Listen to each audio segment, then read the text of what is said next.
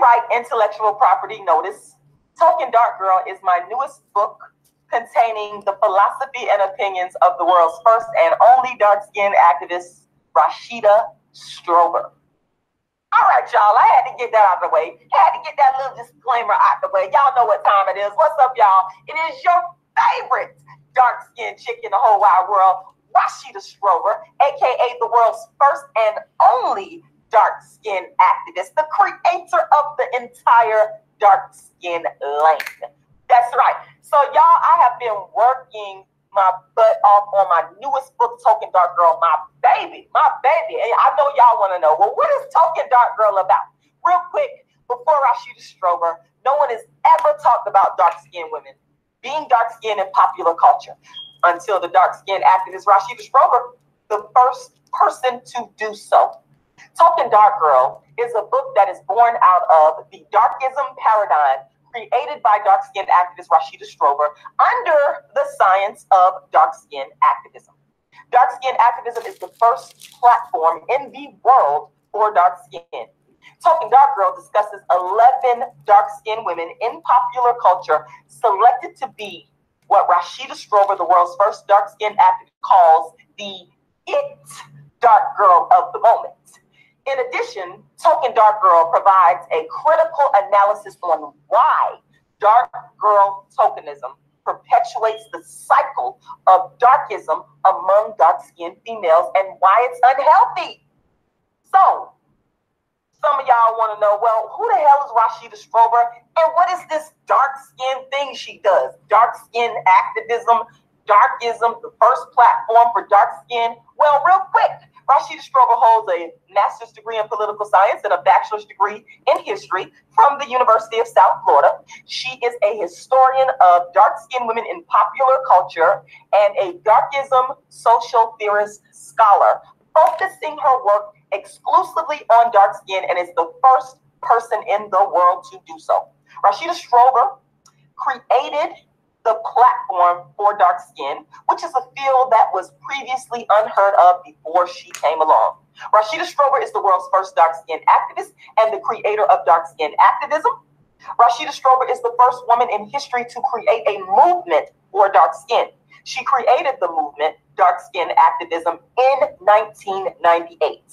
Rashida Strober is also the creator of the concept or paradigm and also coined or created the word Darkism, which is also the title of her book, Darkism, 25 Ways Dark-Skinned People Are Discriminated Against, which can be found on Amazon or at queenofdarkskin.com.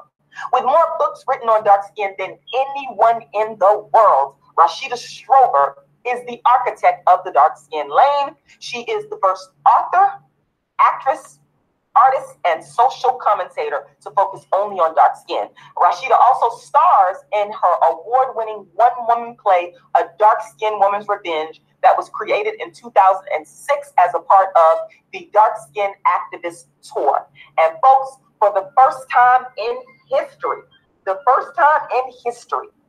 you will be able to watch from the comfort of your own home, live pay-per-view, the dark-skinned activist in action as she performs a dark-skinned woman's revenge. So what you have to do, what you need to do, what you got to do is subscribe to the channel to stay tuned for updates in regards to where the performance is going to take place, when, where you can get your tickets. Stay tuned for updates to this wonderful award-winning play that was written, produced, and directed by the world's first dark-skinned activist, Rashida Strober.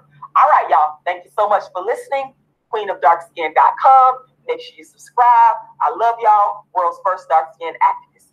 Peace. Okay, what's up, y'all? Y'all know who it is. Give me a second here and let me close out. I got these different screens open, but y'all know who it is. It is y'all favorite dark-skinned chick in the whole wide world, Rashida Strober, the world's first and only dark-skinned activist. Rashida Strober, the undisputed queen of dark skin. This is what I do. Rashida Strober, the creator of the first lane in history, movement, platform in history for dark skin. And this is what I do, y'all. I'm excited to come on here and talk to y'all about this particular subject today because I only discuss stuff that's close to my heart. You understand? When we talk about darkism in popular culture, I created that lane. I don't say it out of arrogance. I say it because it's the truth. I say it because when I come to y'all and speak to y'all about the issues of darkism, I'm speaking from here and I'm speaking from here. And I'm going to say this up front. And this might be unpopular with some people, but that's okay because I'm giving y'all the philosophy and opinions of the world's first and only dark-skinned activist, the creator of the dark skin platform. Nobody would be talking about dark skin anywhere if it wasn't for me. And this is why, and I know this is going to be so strange and so ironic to some of y'all, but this is why this person that I'm talking about today is so relatable to me. This is why I like her. I do. And people, you know, people do things in the course of their careers. People do things in the course of their lives that are unacceptable. You know, no one's innocent, including myself. But today I want to talk to y'all about TLC's former light-skinned manager. Some of y'all might not know who she is. Some of y'all may know who she is. Her name is Pebbles. Pebbles, okay? Real quick, what I'm going to do to make sure that everybody knows who I'm referring to, because some of y'all may not be aware, but I think this lady is very interesting because, you know, I watched a couple of her interviews and most of y'all know who the group TLC is. Most people know who TLC is. You had Left Eye Chili and T-Boz from the group TLC. The person that was behind this group, and there was a lot of controversy that was surrounding her when the movie, the biopic about the group TLC came out, I believe a couple of years ago. There was a lot of controversy about their light-skinned manager. Her name is Pebbles, because people felt like, okay, she didn't pay them properly. The contract was just all messed up. And that's really what a problem lied for a lot of people. So let me go to her picture here so y'all can know who I'm talking about. She is a very light-skinned woman. There she is. Hold on, y'all. Give me a second. There she is. That's her. This is Pebbles. Okay, Perry Reed. She was actually married to L.A. Reid at one time. He's the one of the co-founders behind LaFace Records, along with Babyface. So this was his former wife at one time. And she was behind the group. Show y'all some other pictures of her, TLC. And according to her, and let me just say this, let me just be clear. Let me be clear. I want everybody, this is her in her younger years. I think she's a beautiful woman. She's absolutely gorgeous, absolutely stunning. I like Pebbles. I'm just going to say that up front. And I know to some of y'all who want to lie on me and claim that I don't like light-skinned people is absolutely ridiculous. What people need to understand is that I don't like the privilege, the unfairness, the isms. And it's just so much to talk about today, y'all. I got so much to say about this today after, you know, watching a couple of her interviews, listening to the words that came out of her mouth, because I like to listen to people and what they have to say and give them the benefit of the doubt and, you know, come up with my own conclusions from that. And I'm going to say this. I'm going to say this from the outset as well. There are always three sides to a story when we're trying to get at the truth. That's why it's so important for people not to be so quick to pass judgment, even though I know that people are going to do this anyway. There's usually the truth, one person's side of the story and another person's side of the story, the people that are involved. So it's always, you know, three sides to the story. And so that's, you know, I feel that when we look at the group TLC, and let me also say this, I love TLC. I am a teenager from the 90s. Well, not a teenager now, obviously, but y'all know what I mean. I grew up in the 90s as a teenager, and I, like a lot of other teenagers, were affected by TLC. I would listen to their music. I love TLC. I love them. I think that's one of the best. In fact, when we talk about girl groups in my personal top 5, TLC is in my top 5. Yes, it's not Destiny's Child. No. In fact, if it wasn't, in my opinion, if it wasn't for TLC, there would be no Destiny's Child. TLC was just, man, T-Boz is one of the most talented singers that I ever heard in my life. I'm always love her. One of my favorite songs is No Scrubs. Oh my God. Chili killed it on that. Left Eye, love her. May she rest in peace. Loved her on Donnell Jones' song.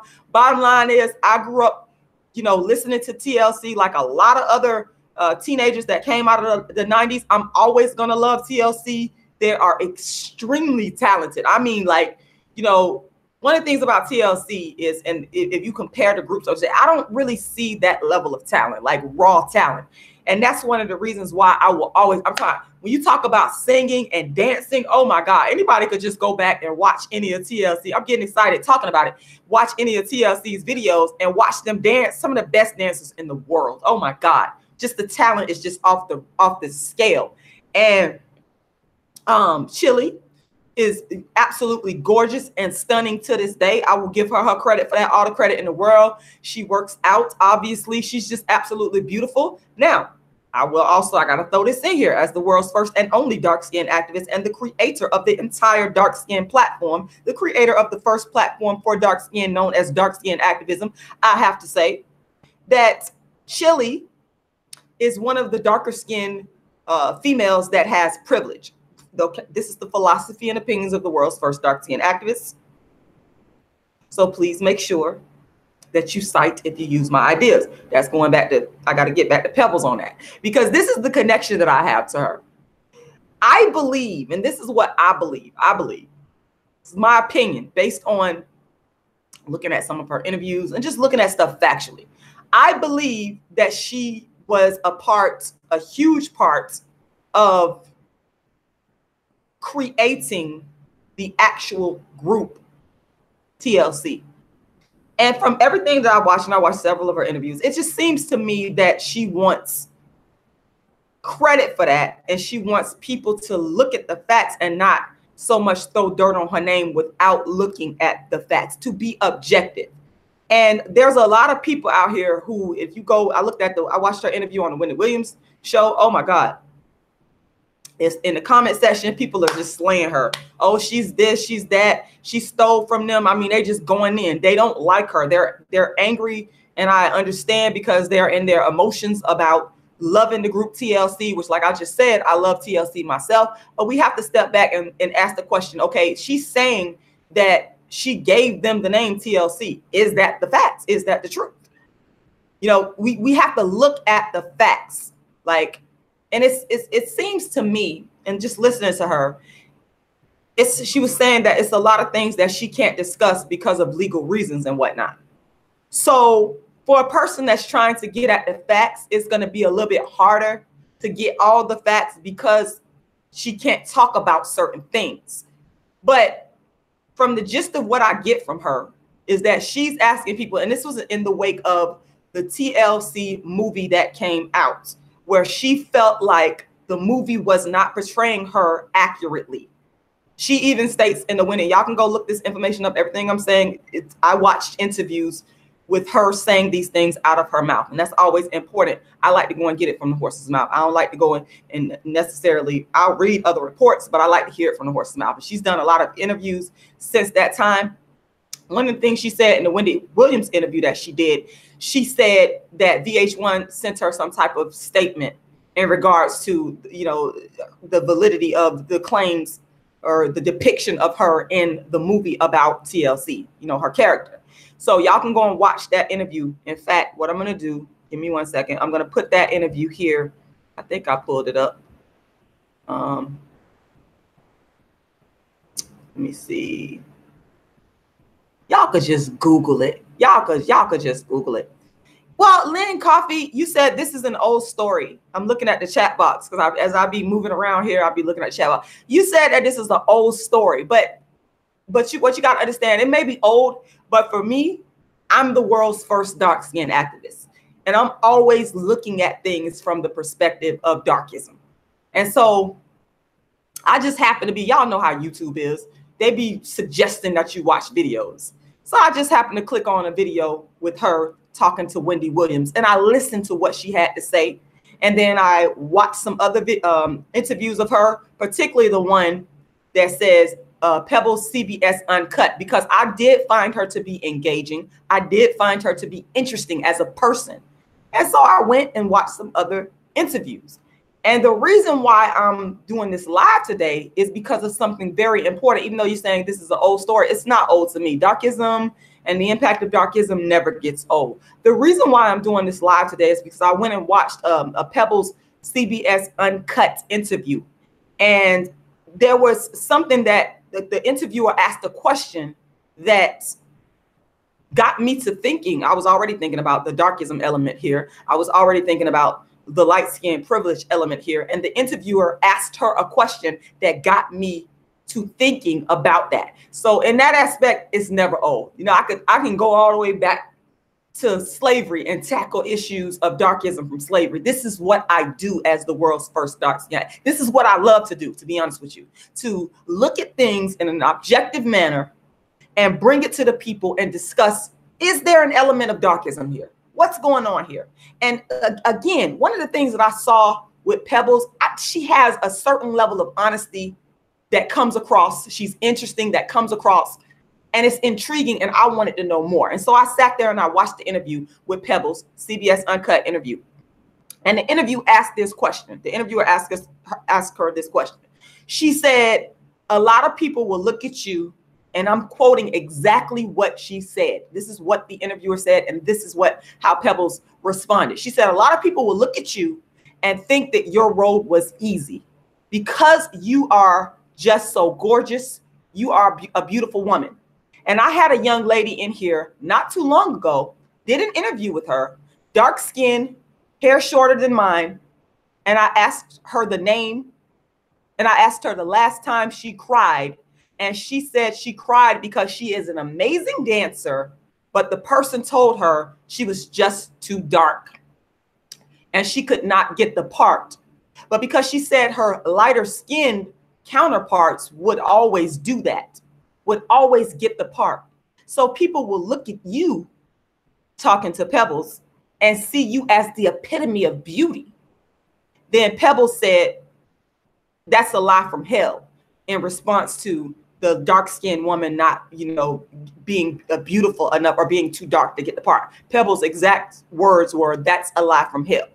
And then Pebbles also responded. She said, honey, I'm nobody's epitome of beauty. You got to have makeup. And then she proceeded to go on about that.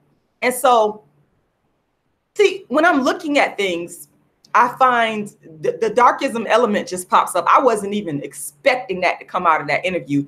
It's just towards the end of the interview, the interviewer threw that in. You understand what I'm saying? And that, to me, that question that she asked her, that whole discussion, and watching Pebbles' response to it, it just ignited all kinds of questions surrounding the questions of darkism and Pebbles' light skin privilege and the whole, her whole career, looking at her whole career, looking at even the fact that she was able to put TLC on and take them to the level of being, one of the top female groups of all times. So let's just talk about this a little bit. First of all, the interviewer, the interviewer is not showing her face. So I can't tell y'all how the interviewer looked, but the interviewer did say that she has short hair. Let me put I'm gonna put this in the chat box, the link, so y'all can go catch that interview, because I think these things are important. These discussions are important. Please know that darkism, the elements of darkism can be found anywhere. And as the world's first and only dark skin activist and creator of the first platform for dark skin, I'm sensitive to these things. And they just hit me in the face. I could be watching anything and not even be thinking about darkism, and it hits me in the face. And so it's my responsibility as the dark skin activist to come on here and to talk about it. First of all, let me talk about the interviewer. Like I said, you can't see the interviewer in this particular interview, but she was getting at the big elephant in the room. And this is how a lot of Black women, this is what I've been telling y'all for a long time, how they'll sideline topics. They won't really address it head on. They'll come sideways at it. And no disrespect to the interviewer, because I enjoyed the interview. I thought it was amazing, but it's been the norm. This is what I've been trying to tell y'all. When I talk about dark skin activism and me creating this platform, it's the truth, because I'm telling you from a historical perspective, and as evidenced by this interviewer, it's been the norm to sideline and not really directly talk about dark skin discrimination. And what this interviewer was really saying, is, you know, people see you as a light-skinned woman and they think your road is easy. You got it easy. That's really what she was saying, but she didn't say that. But as the world's first and only dark-skinned activist, I see it in that light. And again, no shade to the interviewer, because I enjoyed the interview. I loved it. I thought it was a great exchange between two Black women. I thought it was an honest exchange, and that's what I loved about it the most. So that's that, number one. She didn't, you know, address, it was a sideways addressing of the fact of Pebbles' light skin privilege. And Pebbles, I don't think Pebbles really understands her light, just from her responses from the interview. I don't think that she really understands the light skin privilege that she has. I really don't. I don't see any in her. There's so many things I just got from that whole comment. Just looking at her body language, looking at how she responded to the question, just off the top of her head, off the fly. And you know when people are honest. I can just really tell when somebody is being honest. And the way she responded, she was just like, "That's a lie from the pits of hell." Letting me know in your heart you believe that dark-skinned women, those are your sisters. I believe that about her. I don't believe that she has any type of malice. I don't believe that she was the type to go around flaunting her light skin. I just don't get that from her. You know, I could be wrong, but just watching her, I just get a honesty from her. And, you know, also what I got from that question of the interviewer was she just went on praising Pebbles as this beautiful woman, and what she was really saying, you're a beautiful light-skinned woman. She didn't say that, but I'm saying it for her. She was saying you are a beautiful light-skinned woman. Everybody sees you as beautiful. And that's something that a lot of Black women will do. We sit here and we praise light-skinned women. We put them on pedestals. We tell them how beautiful they are. It happens all the freaking time. And sometimes we do it subconsciously. It's darkism.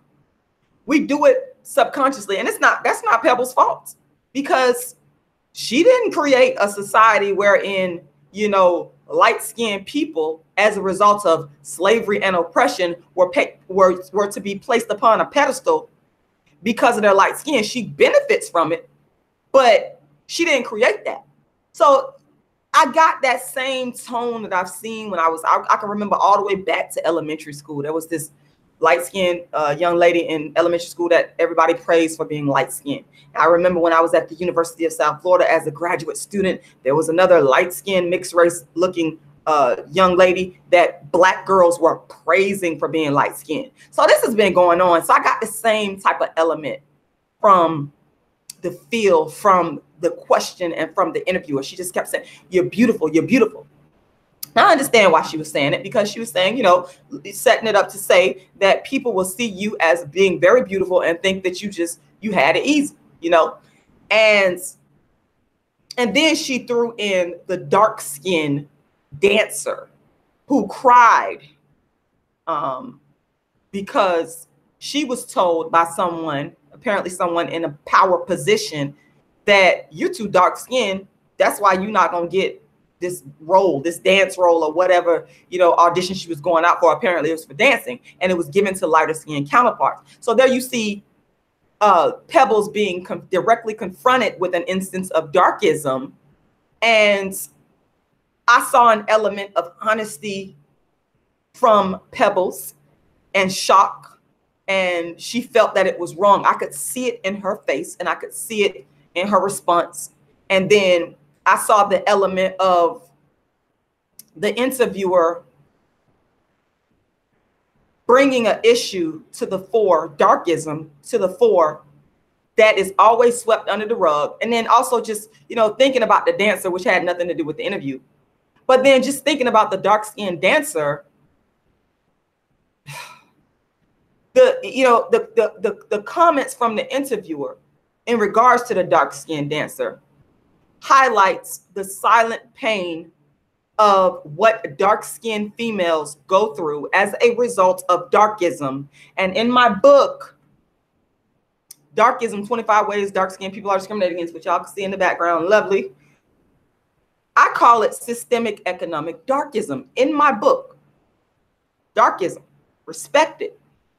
This book is epic because it is part of the first platform that deals specifically and exclusively with dark skin discrimination, darkism. And in the book, I created the first glossary of dark skin terms. And one of the terms is called systemic economic darkism. The dancer, her experience not getting the dance role as a result of darkism is an example of systemic economic darkism. And like I said, watching this interview, I did not think that I was going to hear anything specifically about darkism that is relatable to what I do as the dark-skinned activist, but I did. So I had to come on here and talk to y'all about it. Because I feel that the people need to understand, you know, what I mean when I speak on darkism. I feel that people need to hear specific instances of darkism, and it's my job as the world's first dark-skinned activist to bring it to y'all when I see it. So what is systemic economic darkism? It is a deeply rooted system where mechanisms are put in place to impede dark-skinned people from economic progress through policies and practices of socioeconomic marginalization, including but not limited to social exclusion, economic exclusion, educational exclusion, and the criminalization of dark-skinned people. And, you know, that's not even exhausting the areas, the social, political areas in which systemic economic darkism takes place. But in this particular interview, the interviewer pointed out a concrete example of systemic economic darkism. And by the way, everybody needs to get a copy of my book, Darkism, 25 Ways Dark-Skinned People Are Discriminated Against. And everybody in the sound of my voice, I'm asking you to go ahead and make a donation.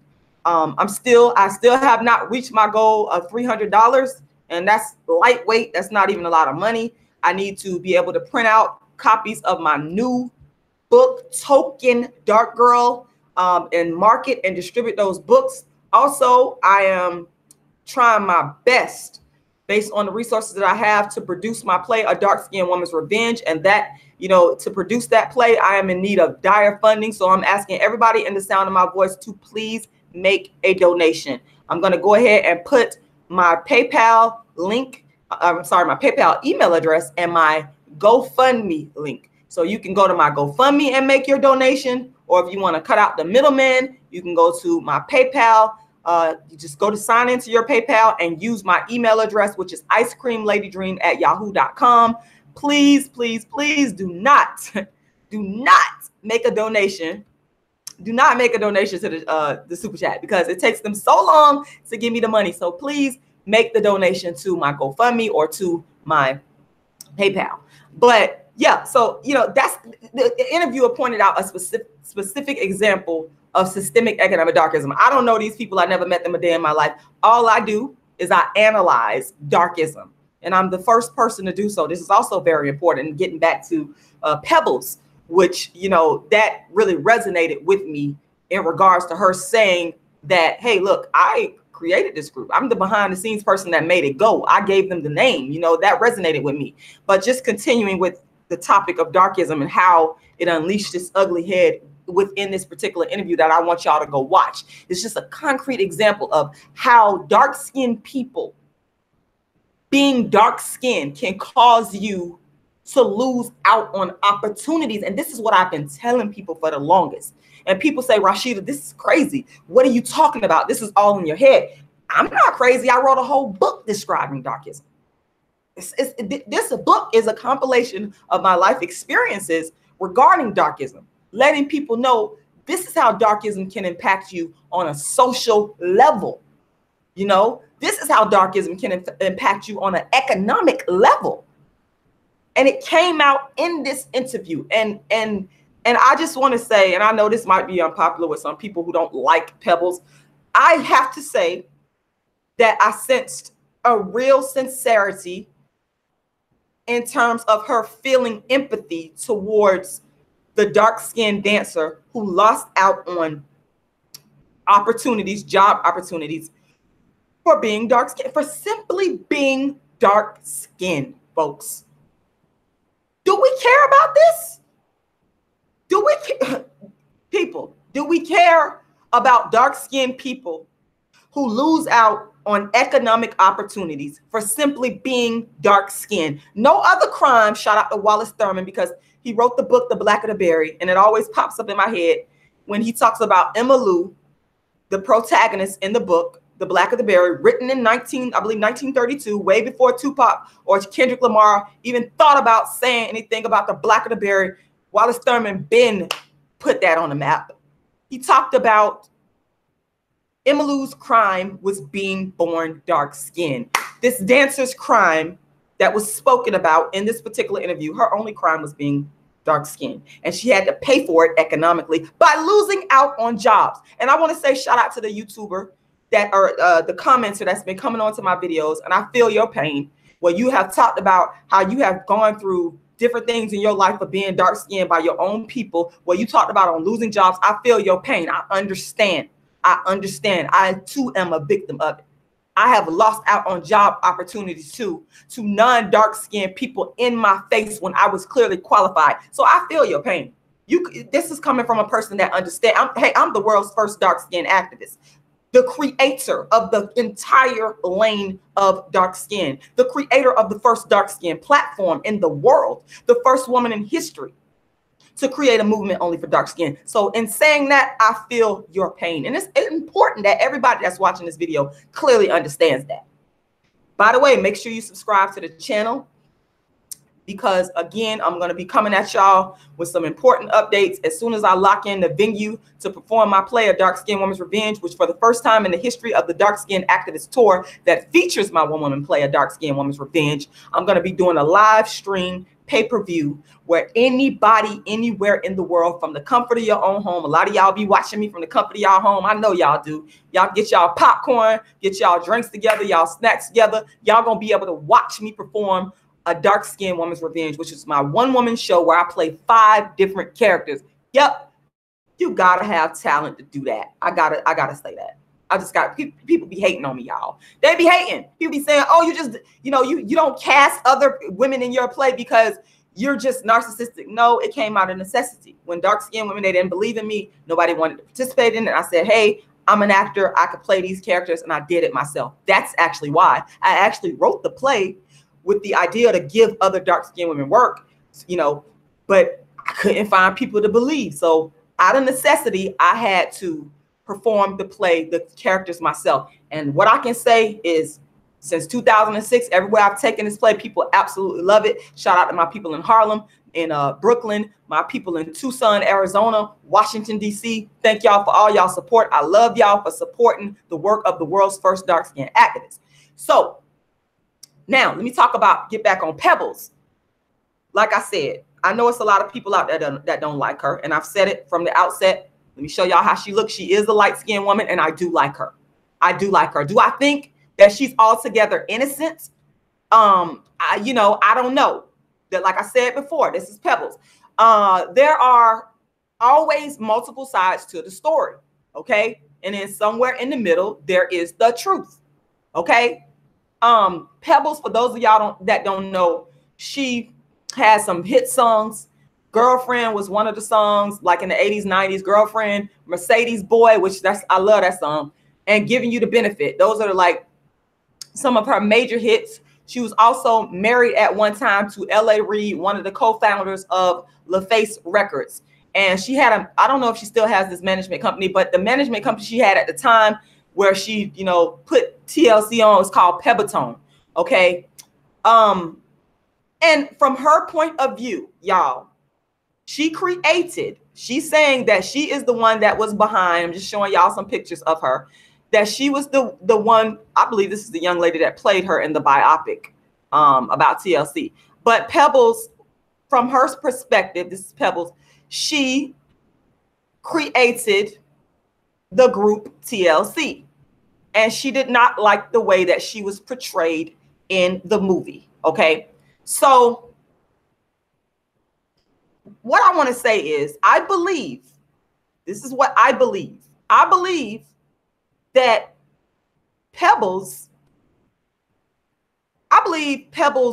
being light skinned, I don't think she really realized this, because sometimes, just like white people are unaware of their white privilege, I do believe that there's sometimes that light skinned people, light skinned Black people, mixed race people, I do believe that sometimes they are unaware of their light skin privilege.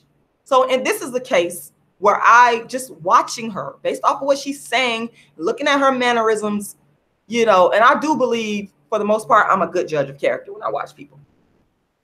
I do. Most of the time, I'm usually on point about what I'm saying about somebody. I don't believe that she's as you know, aware as she should be in regards to her light skin privilege. And I think her light skin privilege played a factor in her career overall that had nothing to do with TLC. And I believe her light skin privilege played a part in putting TLC on the map. You know, she's light skinned, pretty lady. She's been married a number of times. I believe it could be like somewhere around 4 to 5 times, and y'all feel free to do the research and correct me if I'm wrong. And obviously for a woman to be married multiple times, usually, you know, it's the beauty that's going to attract the man to her. We can say it's other things all we want to, but usually it's the beauty of the woman that is going to be able to attract a man. So that, you know, in the society that we live in, the darker you are, the less beautiful you are considered. And as you get lighter, you know, people consider you more beautiful. And she is a light-skinned woman. And as the interviewer raved about her beauty, make no mistake about it, the men who married her, her beauty, her light-skinned beauty had a lot to do with it. Eventually marrying one of the most powerful men, or a powerful Black man in the music industry, L.A. Reid. You guys, nobody can make the argument that her being light-skinned and beautiful did not have something to do with that. So as such, she married into money, status, and privilege. Light-skinned privilege opened the door to that.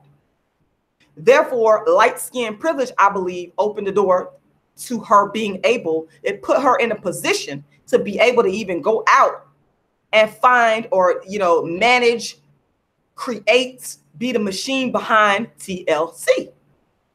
Do we understand the link? If we understand the link, let me know, because I'm gonna go to the chat box. It put her in light skin privilege, put her in a position, because I have to wonder if she was like super dark skin, would she have been in those circles to even, you know, be around people like L.A. Reid? You know, powerful Black men in the music industry. Would you have even been able to get close to them if you were dark skinned with nappy hair? I don't believe so. Or I think it would have been like hella hard, or you would have been hella beautiful, or you would have had to come with some type of, you know, a real asset for the man to even look your way. But being the fact that she was, let's go back to her picture, because I want to make sure that we are clearly understanding how she looks. I believe that her light skin put her in the circles around wealthy Black men, well-to-do Black men, you know, who were able to teach her about how the business goes, and who were able to put her on. And if you're marrying into wealth, you know, somebody that has money, you have the ability to be able to do what you want to do. You don't have to worry about working a 9-to-5 job. You have the ability to go after your dreams because you're not worried about how am I going to pay my rent. You know what I'm saying? You're not worried about how I'm going to pay my light bill, how I'm going to take care of my kids. That's taken care of. So you could move forward in a relaxed fashion, in a comfortable fashion, and make things happen. You know what I'm saying? That's what you could do. That is what light skin privilege can afford a woman. You know what I'm saying? So oftentimes these women And again, I'm not saying that she's even aware of this, because I really don't think that she's really understanding how her light skin privilege has benefited her. I don't think she has.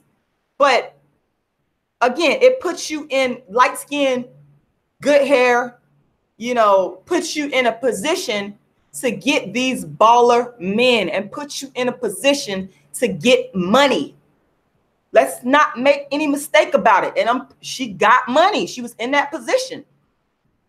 After her career, she was able to, she herself said, she put hundreds of thousands of dollars into developing TLC. Folks, if she was dark skinned with nappy hair, again, I'm not sure that she would have been able to be in the circles of wealthy men, whether black, white, whatever, to be able to get access to that money through marriage, and then placing her in that position to make these type of boss moves. Because yes, when you start your own company, whatever type of company it is, especially if you already have the financial backing and you start putting other people on the music industry, you know, you making things happen, you are a boss. You are in a power position. And yes, she is a boss in a power position. Make no mistake about that. And light skin privilege, the fact of her being a light skinned, beautiful woman with so-called good hair, put her in that position. Now, the argument is, did she take advantage of that position? Did she use her position once she, you know, got her fame, got her wealth and status, and decided to create the group according to her? There again, y'all, there's multiple sides to the story, because TLC, they're saying something different. But I'm just telling you what Pebbles herself has said, and you can go watch the interviews. Did she misuse the privilege? And when I say the privilege, I'm speaking of the fruits that come about from light skin privilege. Once you get that money, once you're able to make business moves happen and make more money, did you misuse the privilege? And that's the question that a lot of people still have. They're not looking at it from the angle like I am of light skin privilege, but the questions remain. Did she steal, if you will, take advantage of, if you will, the group members of TLC? And I'm saying that there's definitely light skin privilege going on. I'm saying that the light skin privilege definitely put her in a position to have the money, the financial backing, the resources to create a company, to then put a group on like TLC, who became one of the biggest girl groups in the world. Light skin privilege is at the root of that. But the jury is still out with me in regards to the facts surrounding whether or not she took advantage of the group.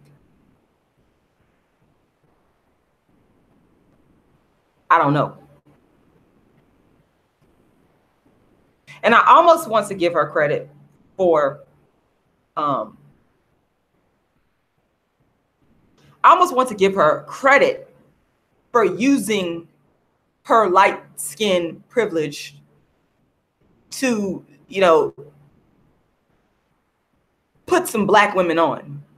You know, T-Boz, brown skin. Down south, she would kind of be considered light skin. Left eye, light skin. And Chili, dark skin, but a different kind of dark skin. The dark skin that is more privileged. So I'm trying to make, I'm really trying to make a leap here and trying to give Pebbles some points for using her light skin privilege responsibly, because although the women were not super dark skin like me, dark skin in the sense of like, I'm like the dark skin that's considered to be the authentic dark skin, with the dark skin and nappy hair. Even though those, you know, the group members of TLC didn't look like me, they were black women. And Chili was darker skin, but I'm having a hard time giving Chili a pass here. I'm pushing it.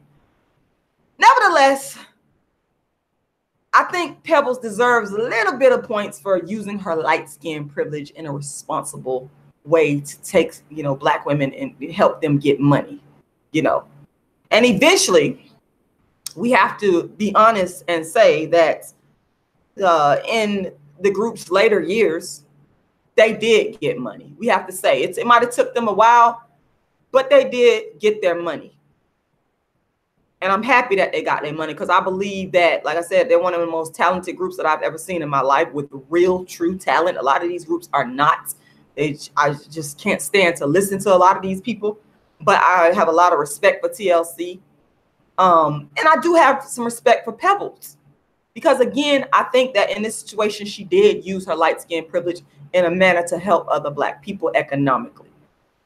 And like I said, based upon her interviews, watching her, listening to the words that came out of her mouth, looking at her mannerisms, I don't believe that she is the type of woman, and I could be wrong, but I'm just going off based on what I see. I don't believe she's the type of light-skinned woman to throw her light-skinned privilege in a person's face. I don't believe that. That's just not what I get from her. Again, I could be wrong, but y'all could go watch the interviews. Y'all could put y'all comments. I welcome y'all comments in the comment section, in the chat box. In fact, I'm going to the chat box right now to read y'all comments. Matter of fact, shout out to everybody that's watching me. I want to thank y'all for watching me. I appreciate y'all. I love y'all. I'm happy that I had a chance to come on here and do this live because I really wanted to come on here and talk about this after watching some of her interviews. And Lauren is not here with me today. I went running, y'all. I put in 6 miles today, and Lauren, she did not want to come and run with me because she said, "Oh, no, I want to go work out with you, Mom. I want to go." So I took her home. I took her to her dad's house. So she actually is not here. So I got some time on my hand where I can come on here and talk to y'all. After doing my lovely run, I am still juicing, by the way. I want y'all to know I'm still juicing, and I am still raw vegan. Yay, I got my carrot juice here. I'm gonna tell y'all what I had today. This is my carrot juice. I'm just kind of sipping on it. I had, when I came from my run, after I come from my run, I'm kind of bad about not putting stuff into my body that's gonna like help me repair and rejuvenate. But I was good about it today. I made some arugula, pepper, and tomato with lemon vegetable juice. And I had 2 big old things of it. Like, it was like a lot of it. So that was about, I want to say about maybe like 2 hours ago. I had that. And so now I'm on my carrot juice. And I'm still juicing. I'm still raw vegan. I don't know if I'm going to go back to eating cooked food. I don't know, y'all. I don't know. I might, but I'm really loving raw veganism because I got a lot of energy. Now, vegan is great, y'all. Don't get it twisted. Being a vegan is great. If you could be vegan, plant-based, cook your food, you're doing 10 times better than people that are on the standard American diet. But for me, I have to say that being raw vegan at this moment, it just feels right. It feels good. And I don't know when I'm going to go back to, I don't know I don't know, who knows, like next week I might have some rice and beans. I really don't want to do that, and if I do it, it'll be kind of like a slow progression, because like eating cooked food after a long period of not eating cooked food, it could be like a shock to your system. It could be. And I've been seeing mangoes, y'all. It's mango season down here in Florida. Like everywhere we've been driving, like I've been seeing all these mangoes about to pop and get ripe. And yesterday, me and Lauren was driving, and I saw this mango. I saw like, maybe like 5 mango trees, and I almost pulled over and started stealing these people mangoes off their tree. But I ain't want to do that because I love mangoes. Mangoes are one of my favorite mono meals. That's like one of my favorites, and it's mango season down here. And hey, brother Talik, shout out to you. I'm sorry I wanted to come on. I would love to have came on to your live tomorrow, but I do have to go to work. That's another reason tomorrow. That's another reason why I wanted to hop on here and talk to y'all today about this topic here, because I just felt so passionate to come on here and talk to y'all about it after I watched her interviews and I saw that instance of Darkism pop up in that particular interview and her response to it, which was amazing to me. And I just felt her sincerity, and I just wanted to talk about it. So yeah, y'all, I encourage y'all dark-skinned women to go vegan. Like, And being raw vegan for me right now in Florida, because it's hot as hell, it's easy as hell for me to be raw vegan because it's hot. And when I be drinking my juices and stuff, it cools me down. You know what I'm saying? I love it. So I clocked 6 miles out there at Lake Vista today. It was amazing. I had an amazing, I feel so good, to be honest with y'all. I might go back out there and run a fucking again. I feel that just that good. Yes. Yes. I might go run again. Who knows? I might go throw in another 3 miles for a total of 9 miles today. I've done it. You know, I love the plant-based lifestyle. I really do, y'all. It's really a blessing from God. It really is.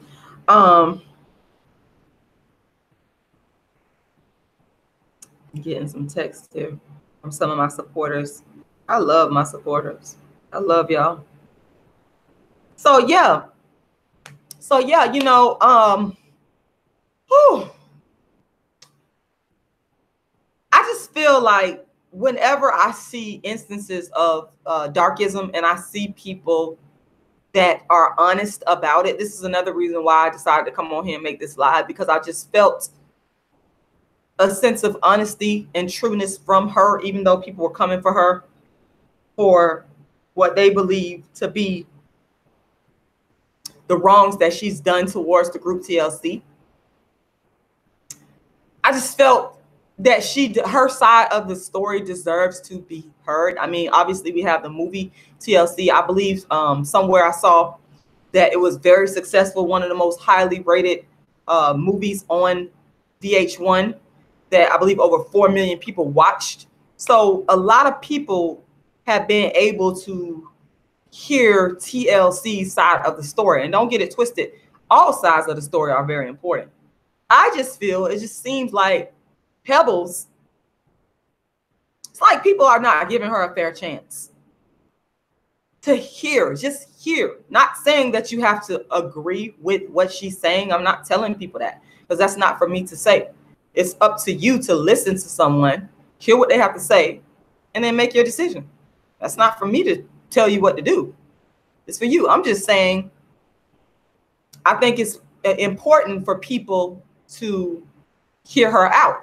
And let me just read some of the comments here that I wanted to. I'm going to go to the give me a second here. I'm going to the Pebbles CBS Uncut interview. Y'all could go watch that. I'm not gonna play it because y'all know YouTube, the issues with the copyright. I don't want no issues, so I'm not gonna play it. But I did put the link in the description box or in the chat box, and you can go to the interview and watch it yourself. But this is one of the comments that I read or I saw on that particular interview. This person name is T. Angelone.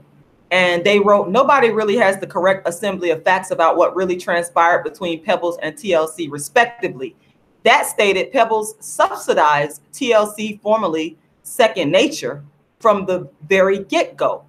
It is a well-known fact that Pebbles invested hundreds of thousands of dollars into TLC and their families while providing artist development.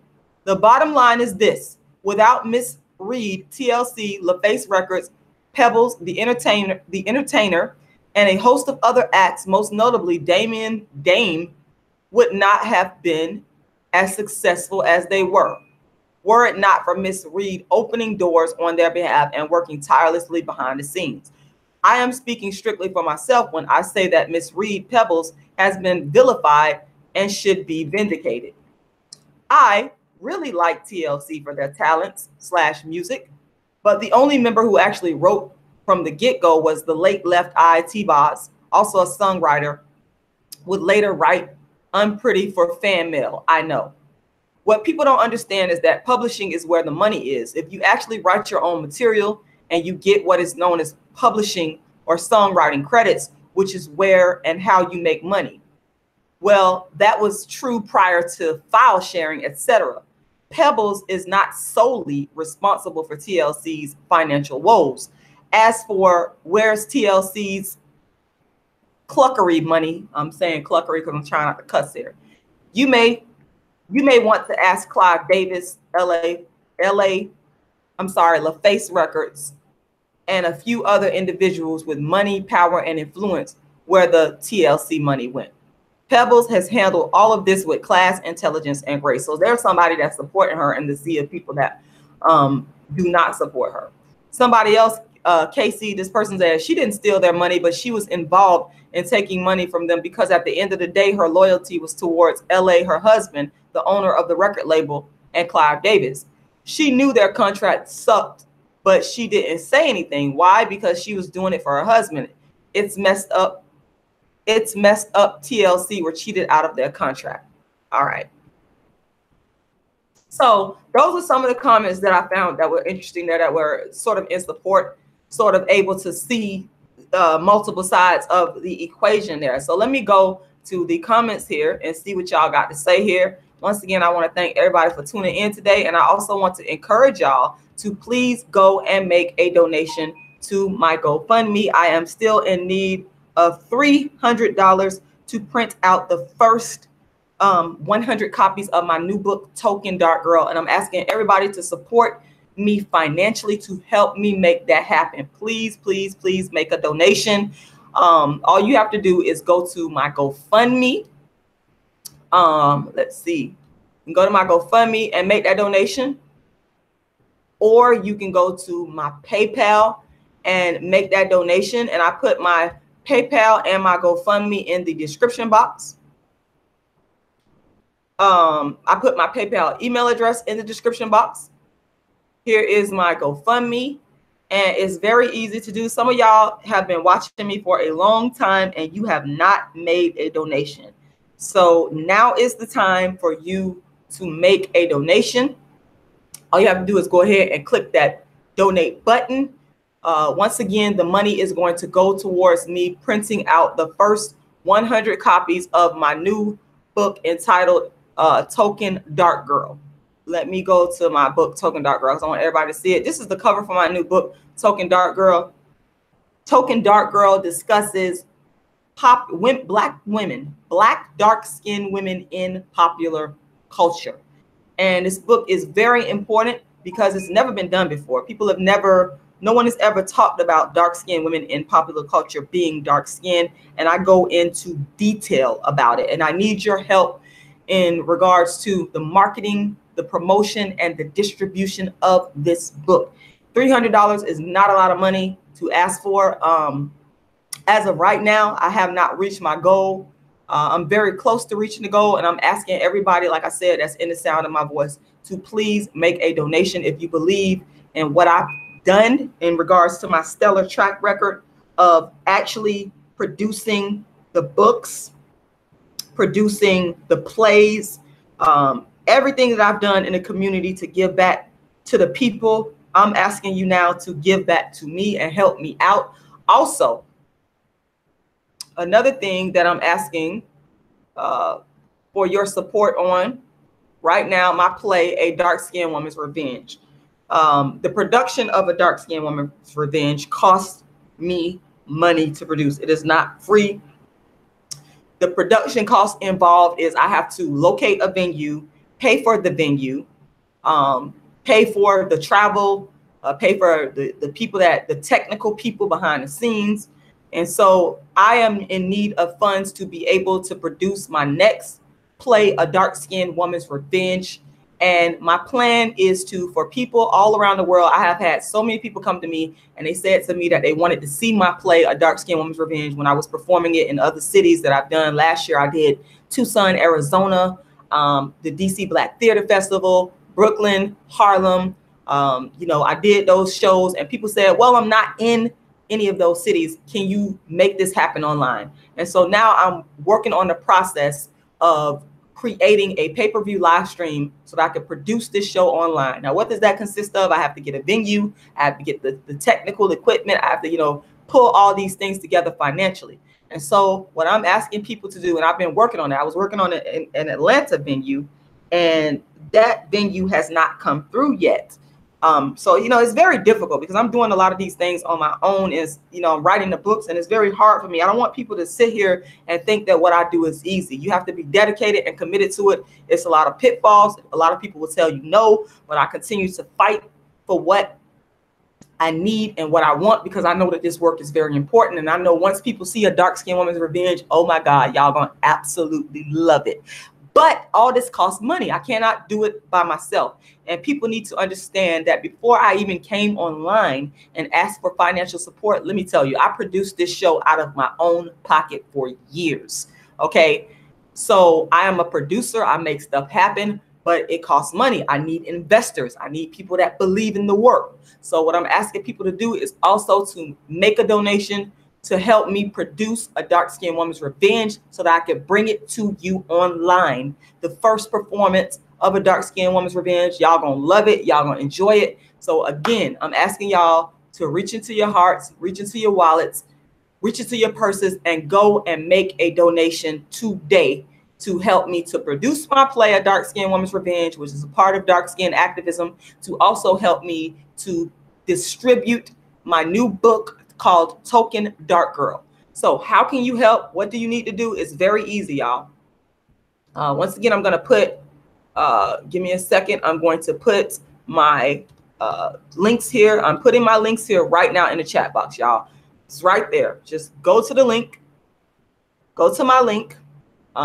The GoFundMe, you have your choice. Please don't give to the super chat because that takes YouTube forever to get that money to me. And I need funds to work with right now. So please go to my GoFundMe link. It's right there. Or you can go to paypal.com and use my ice cream lady dream at yahoo.com and make a donation there. So it's very easy. So once you're at my GoFundMe, you just go to that, click the donate button, and you just simply make a donation.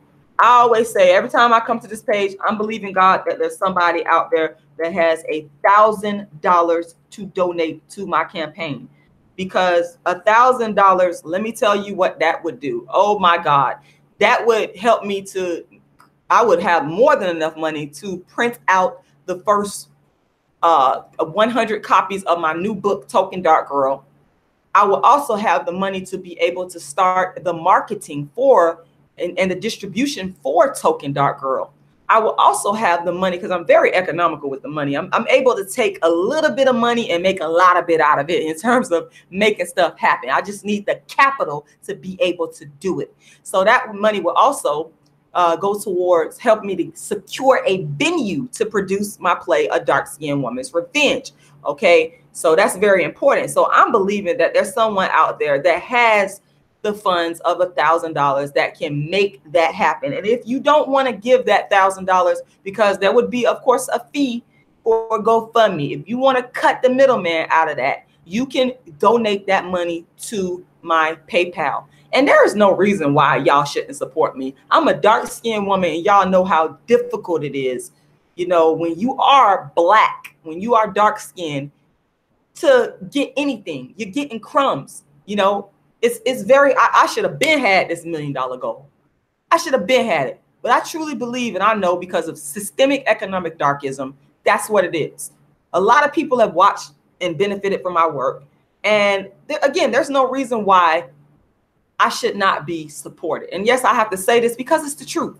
It's the truth that a lot of people don't like to hear. But I'm just telling the truth here. I'm just giving y'all the facts. If I were a non-dark-skinned woman, I would have been raised. All the work that I have put in, all the performances that I have put in, all the free shows that I have given to the people, everything that I have given back, I have constantly given back. This is a fact. This is not something that I'm saying out of my mouth. These are facts. If I was a non-Black woman, I would have been raised the money that I need. So I'm asking people to just consider that, you know, consider the facts. Consider the facts and make a donation.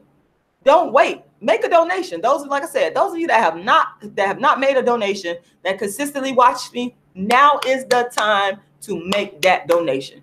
Like I said, go to my GoFundMe. You can donate it right here. Or if you want to make a bigger donation, go to my PayPal. You can go directly to PayPal. And like I said, you can use, I'm going to put in my PayPal. You just go to paypal.com. It's easy to do. And you go there, you log into your PayPal email address, and you make the donation using my email. All you have to do, I'm going to put the information in there again. Give me 1 second. I was watching Pebbles, Mercedes. I actually like that song a lot.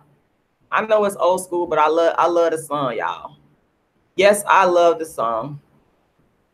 So I'm gonna put the information there and ask, like I said, everybody that's on here should be donating. Everybody that's on here in the sound of my voice, all of y'all should be making a donation. There is no reason why you should not be making a donation right now, because I heavily do depend on the support of the people to help me make this happen.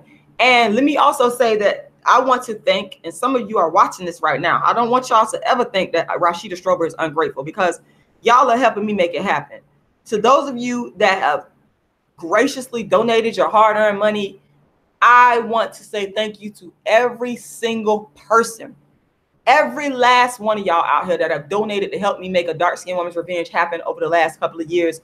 Y'all know who y'all are. I love y'all. I appreciate y'all. Everybody that have shared or liked my videos, you know, everybody that, whether you have supported me in any way, financially or non-financially, all of it counts. Every last one of it counts.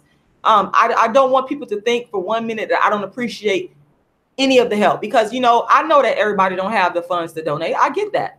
I know that, but I'm just keeping it 100 with y'all, like I always do. What I do takes money. You know, I need financial support to continue to make these shows go down. It's not free. It's not easy. You know, I had one of my supporters, shout out to you, who came a couple of years ago and he saw me perform in Fort Worth, Texas. And he said to me something very important that I never forgot.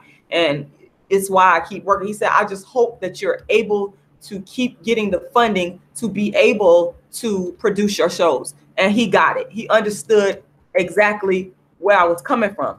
And so that's the thing. Like, if y'all want me to be out here on the front lines, and not just on YouTube, because I've been on the front lines on a grassroots level. If y'all want me to continue to be on the front lines and make this happen, go make a donation.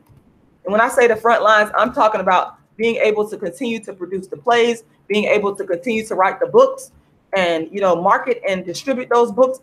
Help me make that happen. I am an independent artist. Give me 1 second here. Give me 1 second, y'all. I am an independent artist. I am working with funds from my own pocket. No one is financing Rashida Strober, but Rashida Strober, and thanks to the donations of some of the people out here that really care, who really care about seeing me succeed.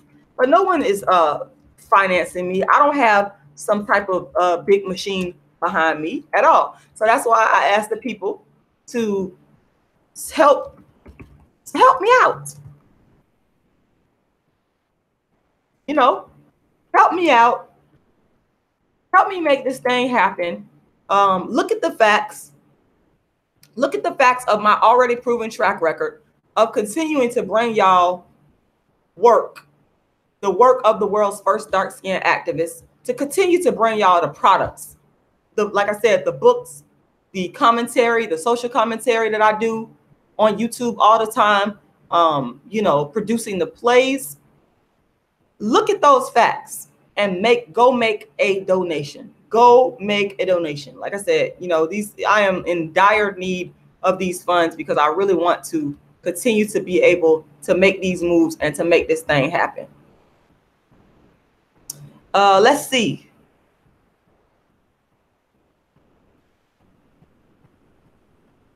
Let's see what we got on here. We got a lot of people on here today. Shout out to everybody that's watching. I appreciate everybody that is watching.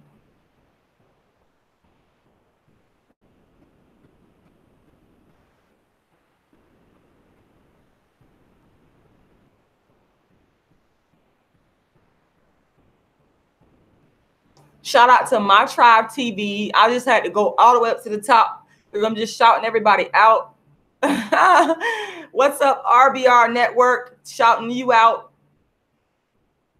Good afternoon. He says, there's my real sister, the dark skin advocate. Good afternoon. Good afternoon to you. Thank you, Lynn Coffee, for watching. I appreciate you. I appreciate all of y'all Let's see who else we got on here today. We got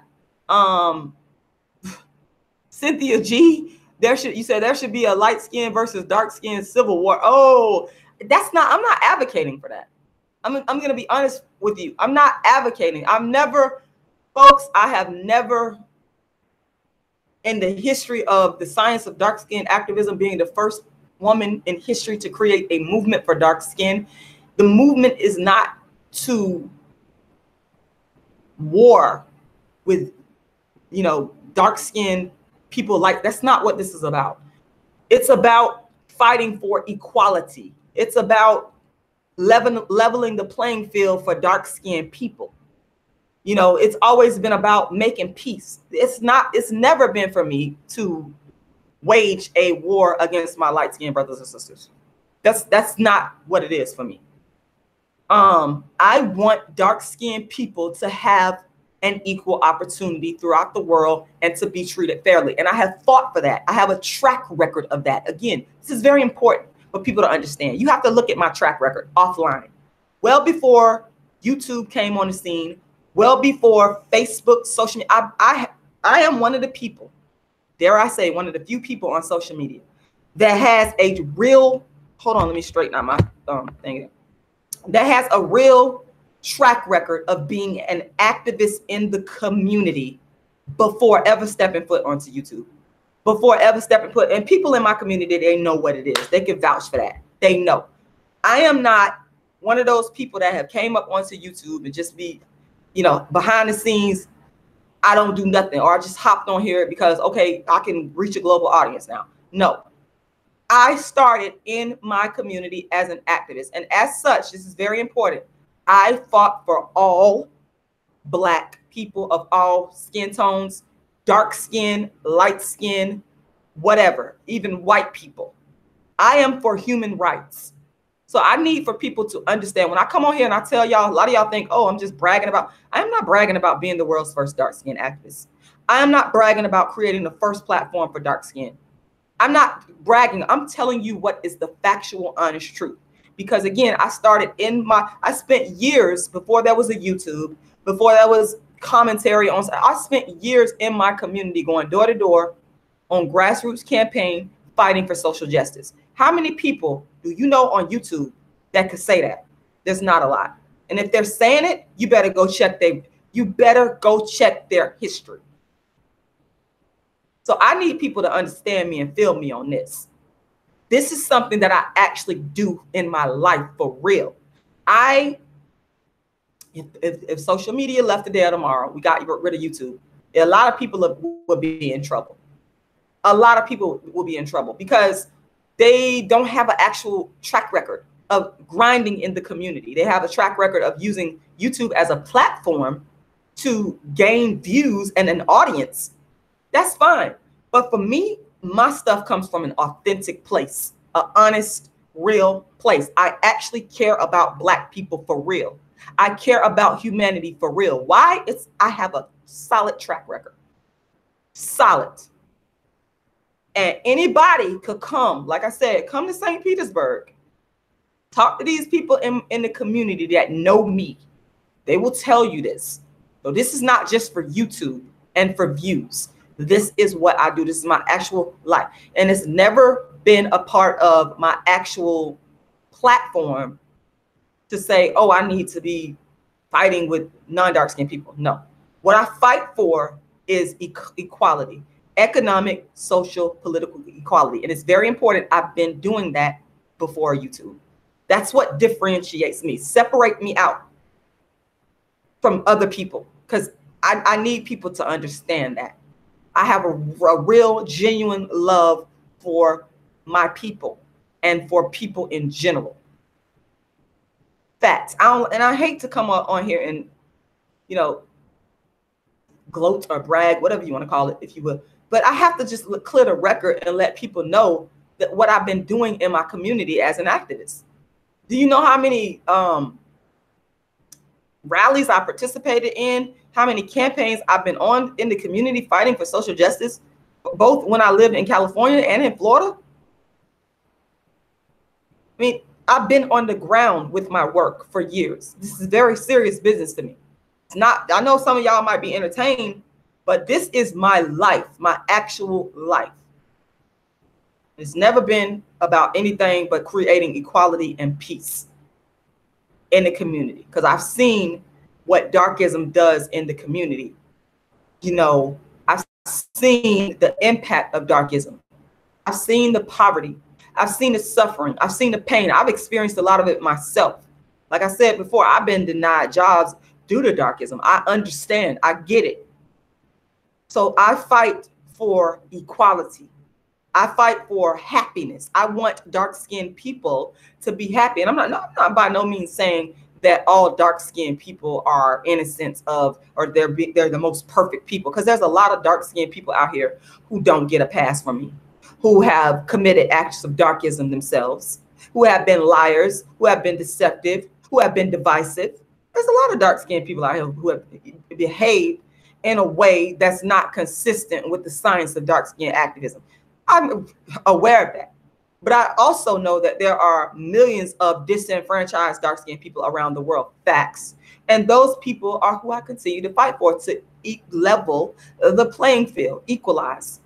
That's what I've been fighting for. Again, very important. Before YouTube, before social media, before Facebook, before Instagram. Proven track record, the world's first dark-skinned activist. And it has nothing to do with being violent against anybody. Let's see. We got Soup on here. Shout out to you. Thank you for participating today and watching. Mark Prater, shout out to you. Thank you for watching. Aviator 80, shout out to you. JB Back, shout out to you. Thank you for watching. Who else we got on here today?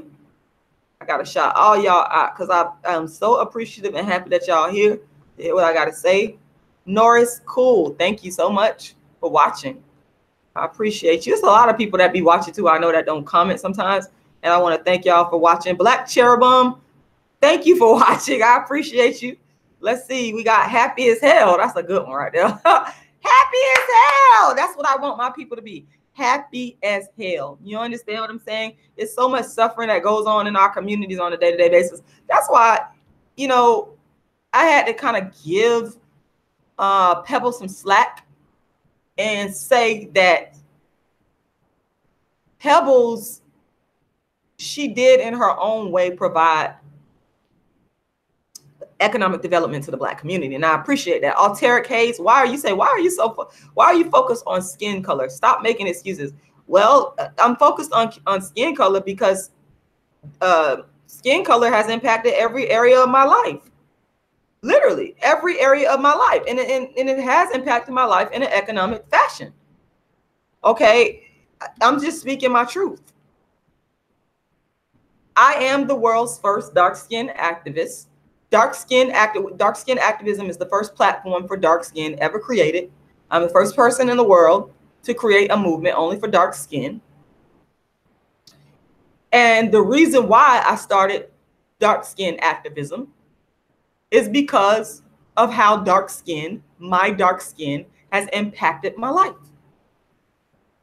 It's simple. I can only give you what the real is, what the truth is. Once again, I want to encourage you guys to go and make a donation to my GoFundMe. I am putting the information here in the chat box. You can go to my GoFundMe and make that donation. You can also go to my PayPal and make that donation.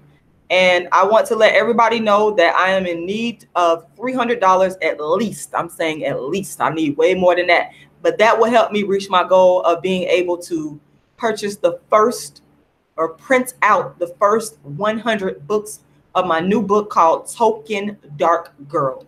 And Token Dark Girl is a book that is a part of my repertoire of my books that I have created as a part of the science of dark skin activism. And I'm asking people to help me to produce this book and get it out to the masses, because this is a very important book. This type of book has never been written before. Token Dark Girl is the first book to speak on dark-skinned women in popular culture and analyze it from the aspect of darkism and how dark girl tokenism impacts the whole of dark-skinned women around the world. And I believe there's two sides to it. There's the pros and the cons to it, but I believe that the cons outweigh the pros. And in the book, you will see why I say that. So I'm asking people to please help me to get this book out, get the book printed out, because that's really what the help is needed at. I need to be able to print the book out and get it out to the masses of people. So I'm going to share my screen here with you guys again, and I'm going to ask you to go ahead and make a donation. This is the GoFundMe here. All you have to do is go click on that donate button, and you could donate in any amount, but anyone that donates $25 or more, you're definitely going to get a copy of my book, my other book, Darkism, 25 Ways Dark-Skinned People Are Discriminated Against. Or if you even want a dark-skinned woman's revenge, you can get that book as well. The proceeds will also help me to raise funds to produce my play, A Dark-Skinned Woman's Revenge, which is a one-woman play about dark skin, of course. And I'm playing all five characters in the play. And I had to do that for budgetary reasons. Everything is about money and budgets. So I'm asking people to please make a donation to support my work so I can produce this play and bring this play to you. My plan is to bring it to you through a live stream pay-per-view. But of course, I have to have the funding to be able to secure a venue in order to produce the play and, you know, hire people to help me with the tech. So it's a lot of expenses that go along with this. So I'm asking people to please go and make a donation today to help me produce this play, A Dark-Skinned Woman's Revenge. So yes. So anyway, yeah, guys, I want to thank y'all for taking the time to watch this live today. I really enjoyed coming on here, sharing this with you, talking about Pebbles. And I just encourage people to,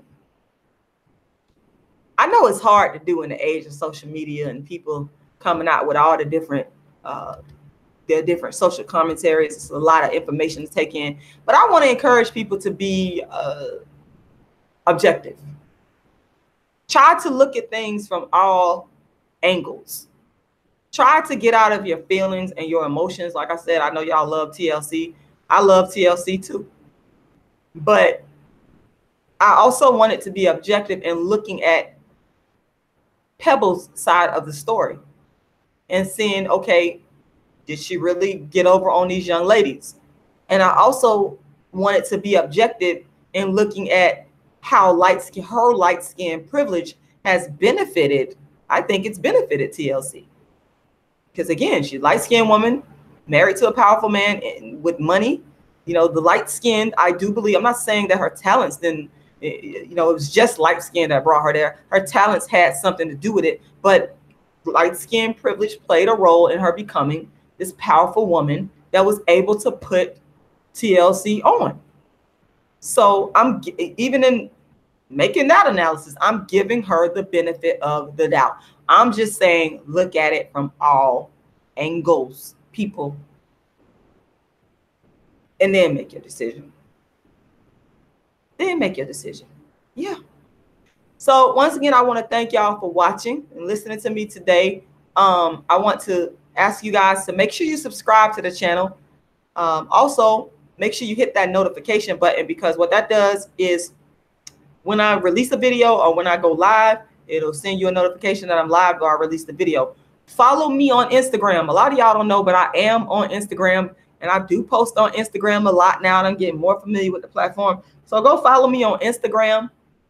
I'll be back on Facebook shortly. So you can follow me there, but I would prefer it more so that you follow me on Instagram and follow me here on YouTube. And you can always go to my website, queenofdarkskin.com, and get information off of there. And, you know, I want to thank y'all for watching. I love y'all. I love y'all. I really do. Y'all are very important to me. That's why I have to keep coming with these lives and these videos. to speak to y'all because I just love doing it. It's fun. I've always loved coming to speak to the people in a transparent, honest, true way and letting y'all know exactly what it is when it comes down to darkism, when it comes down to my dark skin activism. So I really appreciate y'all for tuning in and for listening. And I'm going to go ahead and get out of here. And let me see here. Before I go one more time, I got to always go to the chat box here. And I'm going to go ahead and drop that information in the chat box for y'all. Okay, it's there. Okay. All right, y'all.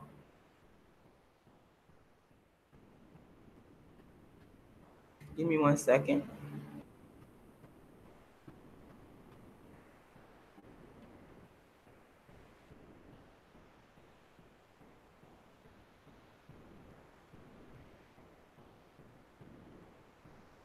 All right, y'all. So I'm signing out.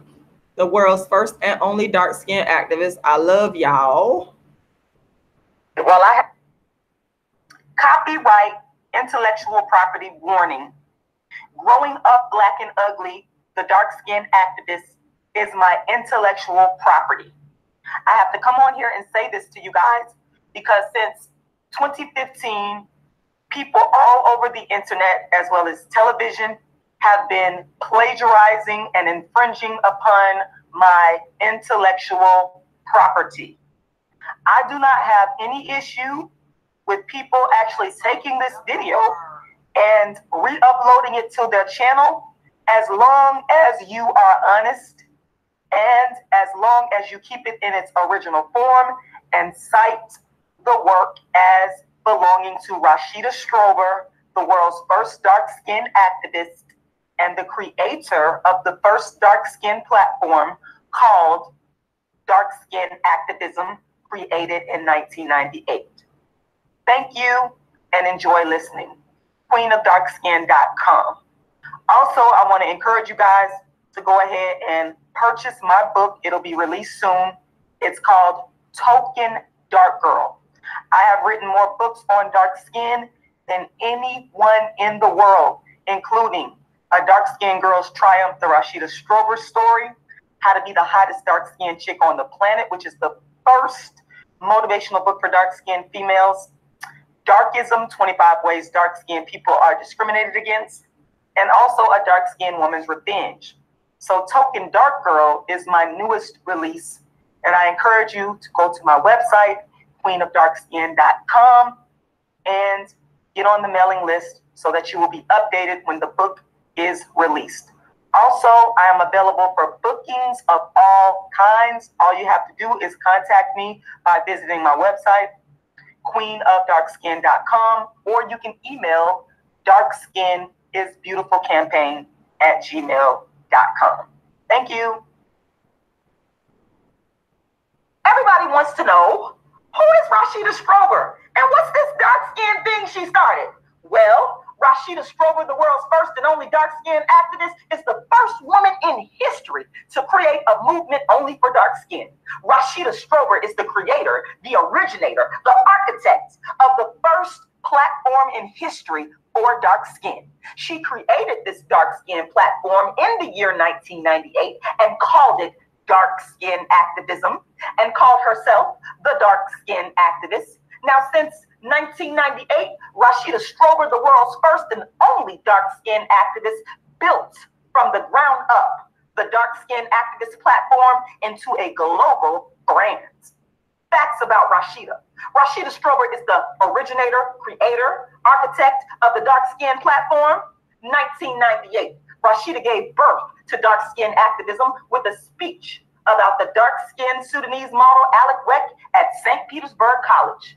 From 1998 to 2005, Rashida served as an activist in her community while continuing to develop creative works around only dark skin. In 2006, Rashida created the Dark Skin Activist Tour featuring her one-woman play, A Dark-Skinned Woman's Revenge. In 2009, Rashida built the first dark skin website. Also in 2009, Rashida brought the first dark skin platform to social media by creating the first channel for dark skin on YouTube and social media. In 2012, Rashida created the first dark skin show that focused only on the issues of dark skin, called A Dark Skinned Woman's Revenge. In 2011, Rashida created the concept, the paradigm of Darkism. That's right, Darkism, meaning the discrimination of dark-skinned people. And she wrote and published the book, Darkism, 25 Ways Dark-Skinned People Are Discriminated Against. Now, the book can be found at queenofdarkskin.com or Amazon.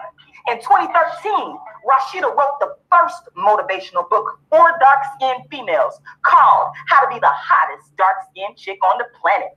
The book can be found at queenofdarkskin.com or Amazon.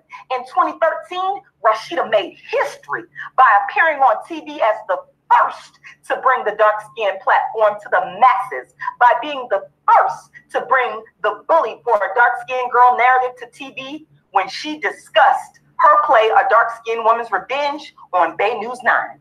In 2014, Rashida brought dark skin counseling online and has since counseled countless people on colorism and darkism. She is the first person in history to do colorism and darkism counseling. In 2014, Rashida introduced the Dark Skin Activist platform to the Tommy Sotomayor Show, which was previously unheard of. Since 2014, Rashida set the colorism debate standards that all others have followed by debating countless men and women on social media in regards to colorism and darkism. YouTube Rashida Strober interviews. In 2015, the dark skin activist brand became famous and known to millions because of the Kendrick Lamar beef Rashida had with Kendrick in regards to colorism and darkism. In 2015, people all over the world wrote about the dark skin activist Rashida Strober, including The Breakfast Club and Charlemagne, making Rashida Strober Donkey of the Day for being the dark skin activist and calling out Kendrick Lamar's colorism. In 2017, Rashida was an opponent in the first colorism/darkism debate with another woman on Sonetta TV. Rashida Strober is the first artist to focus her work only on dark skin. Rashida Strober is the first author to write only on dark skin. Rashida Strober has written more books on dark skin than anyone in the world. Rashida Strober has written more plays on dark skin than anyone in the world. Rashida Strober is the creator of social commentary on dark skin. Rashida Strober is the first actress to initiate performances only on dark skin. Rashida Strober is the first debater to focus only on darkism and colorism. Rashida Strober is the creator of the paradigm darkism. Rashida Strober is the undisputed queen of dark skin, as evidenced by her stellar record that stems back to 1998 when she built the first dark skin platform called Dark Skin Activism. queenofdarkskin.com. Rashida Strober, the dark skin activist. Especially to the African American community, really more than just that, to the world in general. Ladies and gentlemen, welcome to 950 Lounge, the lovely and super talented Rashida Strober. Welcome to the show. Thank you. I'm glad to be here. Without question. It's all good. It's all good. That boy good. That boy good. Thank you. Randy Watson. This is what I have to do. Rashida, you're a woman of industry, so you understand this. You know, when the employees start to holler, and when wait, hold on. You in the NFL now? No, I didn't. Don't go there. I'm the Negro League. Don't go there. I'm the Homestead Graves. How about that? So when the head dog just keep quiet, they don't know what to do. Like, okay, do we keep clapping? He acts like King Choppy. Oh my God! Oh my God! Rashida, welcome to the show. Thank you. We don't make none of us sleep obviously because we're all a little goofy. But again, you're in town. You got your one woman play tonight. Yes. And you are what you describe yourself as a dark-skinned activist. Can you explain to myself and our audience what is a dark-skinned activist? Absolutely. I'm the dark-skinned activist. Okay. All right. No, I don't say that out of arrogance. I say it because people did not believe in what I'm doing. They thought it, in fact, all over social media, people said, what the hell is a dark-skinned activist? Mm-hmm. They still say it. Right. What are you talking about? This is crazy. But what dark-skinned activism came out of is my own life experience. Yes. Experiencing what I call darkism. I wrote a book of the same title called Darkism, 25 ways dark-skinned people are discriminated against. And what that basically is dark skin discrimination. And I honed in specifically on dark skin because people said, look, you need to just stick with black people. That's colorism. I created a new paradigm to speak specifically about what dark-skinned people go through that's swept underneath the rug. And so I'm from the South, and darkism is thick and heavy down South. Right. So what it consists of is, of course, the racism that started out of European colonialism and expansionism that led to slavery, and then that led to colorism and darkism. So it's dark-skin discrimination. So when I think of, again, you let me know if I'm right or wrong here, when I think of what a dark-skinned activist is needed is really kind of geared toward us, because if we're dealing with racism with white and black racism, it doesn't matter if you're high yellow like Albie Shore or you're dark like Yappy Kodo. But when it comes to activism, it seems like it's more internal racism, you know, where, light-skinned person feels they're better because they're light-skinned, or they have the curly hair, similar to School Days, what Spike Lee made many years ago. So wannabes and the jigaboo. Right, exactly. So when we talk about the discrepancy between light and dark, give me some examples growing up in Florida, South, and that the area you live in could be a little aggressive. I won't just keep it like that. But talk about some experiences you've had that has led you to have this fight against, black on black racism. Oh man, absolutely. I got a lot of stories. I might be here all day, but we got time for it. In my family. Break it down. In my family. And I want to say shout out to my cousin Jamisa. She's light skinned. Let me just preface it with saying I have an aunt who would always tell me that my great grandmother is Indian. Right. And my cousin took on, while I have the high cheekbones, my high cheekbones and broad nose, which is Indian characteristics, looks manly. They've said this, but my cousin, she took on the good characteristics, the good hair, the light skin, and so therefore she got better treatment. She got told she was beautiful, she got money, she got attention, all the things that a child, especially a girl, would want growing up. She got it, I didn't. Right. That's darkism in my family. And they'll tell you, oh no, this didn't happen. But let me tell you something, it happened. Okay.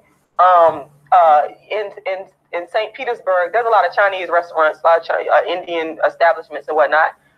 Every time I go into one of these establishments, I experience what's called darkism. Meaning I get in line, this happened about 3 weeks ago. I got in line at a Chinese restaurant to get my aunt, the same aunt who brags about my Indian grandma. She asked me to go get her some food. I'm standing in line. A light-skinned black woman walks in and they take her before me. This has happened to me so many times that I can't count. Right. Went into an Indian establishment, same exact thing happens. So down south, it's like the darker you are, you're not going to get the same level of, even with black people. You can walk into a store and a black cashier is taking care of a non-black person. They're all happy. Thank you, sir. Thank you, ma'am. As soon as you get up there, they got attitude. It's like, you can be nice. Hi, how you doing? They got attitude. Those are the types of things that I refer to in my book as darkism. Those are the types of things, that's the big elephant in the room that's been swept under the rug among black people that nobody wants to talk about. Yeah. So I said I'm going to blow the issue up because people are saying, I'm tired of you talking about dark skin in my family. This started way back in the 90s. I did a lecture on Alec Weck, the dark-skinned Sudanese supermodel. Right, that's 98. In 98, yeah, you got it. Thank you for doing that. I do my you do your research. My friends in my cast. Yeah, so all these things happen to me, and I'm like, wait a minute, something is not right here. And I'm not going to sit here because I know I'm talkative now, but I was an introvert. I was quiet and dark-skinned and just taking people mess. And I said, I'm not going to do it the aggressive way and wind up in jail somewhere, because you do know that dark-skinned people get more prison time. That's a fact. Yeah. Proven by the scholarly research. I said, I'm not going to do that. I'm going to deal with it through the arts. So it's safe to say you was the black sheep of the family.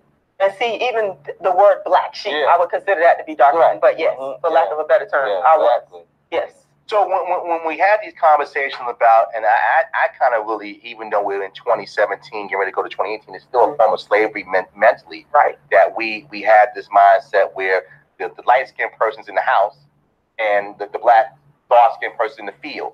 Or, right, but that mentality still exists. Yeah, from slavery. Right, it's still a mental mindset, and we do it to ourselves. And I used to think, do we know what we're doing?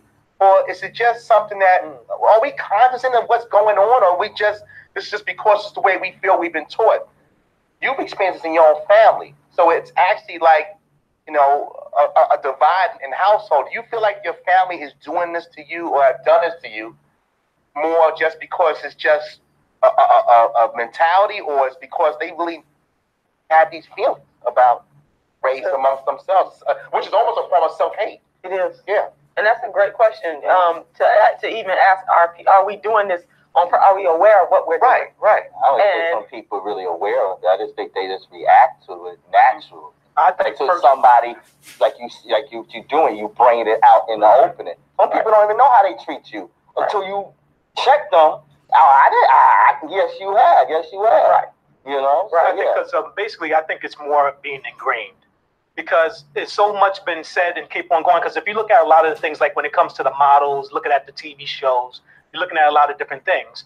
They don't show too many dark-skinned people on it, and it's always like white is right, light skin is better, and then you always try to keep on going with those same type of characteristics. Look at what some of the commercials that they just had not long ago when they were showing I forgot which product that was, when they were showing a woman who washed herself up and then she all of a sudden turned from like dark to light, which made no sense. It was Dove, I think. A Dove commercial. So when you look at it, and the reason I say it's ingrained, because I mean, like yourself, because I'm same complexion as you, I have experienced a lot of that, and I still experience some of that stuff until today. And it doesn't matter where you at, if you're in the north or if you're in the south, it's all over the place. The young man I know, he just became a model, and a wildest thing he told me, the model agency they're looking for dark-skinned models now. Now all of a sudden, it's in. And he told me this. I was like, wow, and they just they proclaim stuff at you. They throw it at you. Right. To say we looking now. So now dark is in. No, but that's only because in a modeling situation, that's just about money.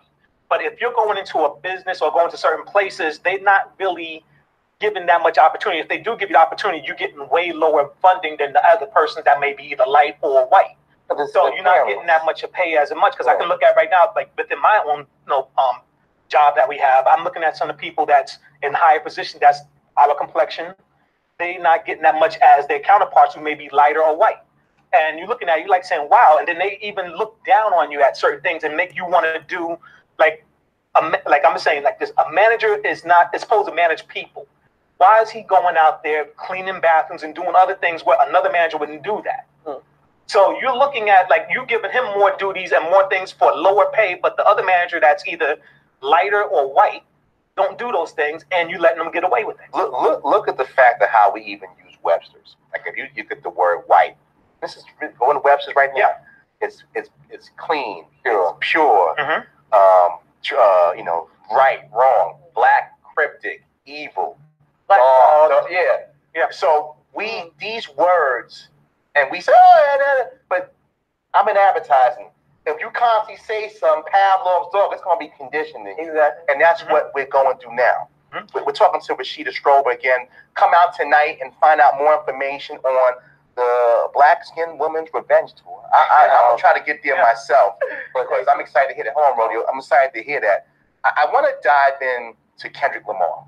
Now, obviously, a couple years ago, you had a really serve and volley internet situation with Kendrick. Can you dive in that to our audience? Of course. The way that came about is the work of dark-skinned activism. I tell people, and they think it's a joke, they think it's a game, but it's never been to me. I've been taking the hits for dark skin since 1998. And so this situation came out of that. So what I've been doing is a form of counseling where I counsel dark-skinned people contact me all the time, and they tell me their stories because they know I'm not going to judge them, and I'm going to believe them, and I'm going to listen. So there was a young lady. I had been counseling her and talking to her for probably like a year before this incident happened. And her boyfriend left. She's dark-skinned. Her boyfriend left her for a non-dark-skinned black woman, but he was still coming back to her, basically using her, getting money from her, giving her the false hope that he was going to be with her, but still with the other woman. And she was just tore up over it. So me and her had been conversing about this for a while. So anyway, she came to me one day in my inbox. She said, Rashida, have you seen Kendrick Lamar's new fiance? And I said, no, I don't follow Kendrick Lamar like that because I'm from the 90s. I grew up on the Lauryn Hills and folks like that. Hallelujah. I don't follow Kendrick Lamar, but because me and her had been conversing, she said, go look it up. Right. So I looked it up, and I just went and said what I said, like without even thinking about it. Now, I will say, I had a show called The Dark Skinned Woman's Revenge that I started in 2012 in Clearwater on Get Live Radio, where I talked about Black celebrities, males that I call them darkest, that don't like dark-skinned women. So now we see people talk about it. I've been doing this for the longest. It was nothing to me to just say what I had to say. So I was like, when I seen that, like, oh, get the attention, I was like, what? I've been doing this for the longest. Like, so what? It was just another day for me to talk bad and say what I had to say. So that's what that was. That's all it was. So people just went crazy. Even to this day, like, people all over the world, they still like, oh yeah, when you put your name and then Kendrick comes up like y'all were a couple. No. I want to ask you, what triggered you to say enough's enough? I need to put my voice out there about the imagery of dark skin, not just women but dark skin people. What day did they say I can't take this no more? I gotta speak out. What triggered you? It's so many different things. It really came from really two things, if I wanted to narrow it down. I love Black men. I've always wanted the attention of Black men. So in school, there was this real dark-skinned man. He used to pick at me, have everybody, like he was popular, Blackie, ugly, Spot. I was running away from the lunchroom because, oh my God, it was bad, terrible, the whole bus. Like, I ran away from the food myself.